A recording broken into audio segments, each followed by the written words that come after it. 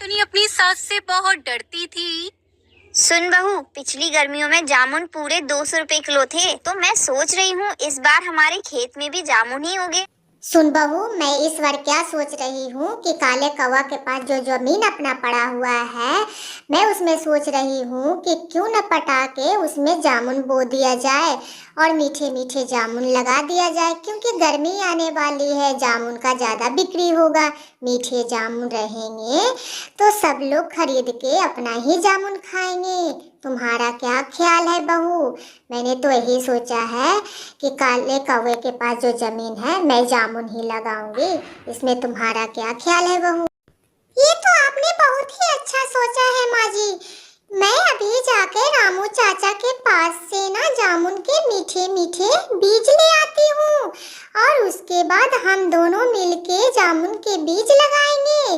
तो अभी मैं ले आती हूँ माँ जी, आप थोड़ा वेट कीजिए, मैं अभी लेके आती हूँ। हाँ बहू, रामू काका के पास ना तुम जाकर ना मीठे मीठे जामुन का बीज लेना, खट्टा बिल्कुल भी मत लेना। इतना बोल के टुनी चिड़िया चली जाती है रामू चाचा के पास से बीज लेने के लिए। रामू चाचा मुझे ना जामुन के मीठे मीठे बीज दे दीजिए, क्योंकि मुझे बीज बोने हैं।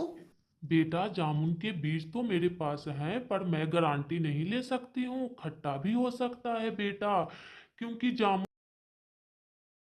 रामू काका, अगर खट्टा हो गया तो हमारे जामुन कोई नहीं लेगा।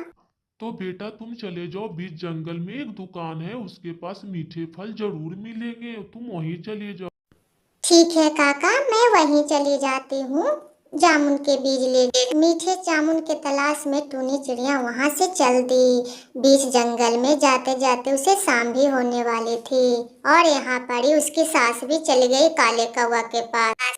काले कौवा, तुम अगर जो खेत में पानी छोड़ने जाओगे तो बेटा मेरे भी खेत में पानी छोड़ देना, क्योंकि इस बार मैं जामुन के बीज लगा रही हूँ। ठीक है माँ जी, आप चिंता मत करो, मैं जरूर आपके पानी छोड़ दूंगी, आप चिंता मत करो। माँ जी, लगता है इस बार जामुन का ही खेती करेगी, क्यों माँ जी? हाँ बेटा, सोच तो रही हूँ, अब चलती हूँ, देर हो रही है। इतना बोल के टूनी की सासू माँ वहाँ से चल दी। इतना टाइम हो गया और अभी तक टूनी बहू आई नहीं है, पता नहीं कहाँ चली गई।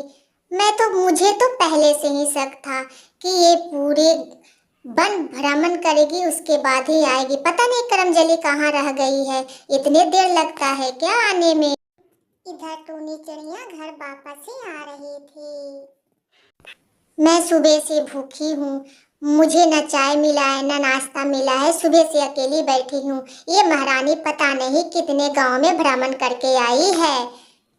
माँ जी, मीठे बीज के फल का पता चल गया है। मैं गई थी रामू काका के पास। हाँ, तो तुम्हें इतना देर लगता है क्या? मैंने बोला था ना कि तुम जल्दी जाना बहू और जल्दी आना। रामू काका के पास नहीं था माँ जी, इसलिए मुझे दूर जाना पड़ा, इसलिए मुझे लेट हो गया। मुझे माफ कर दो माँ जी।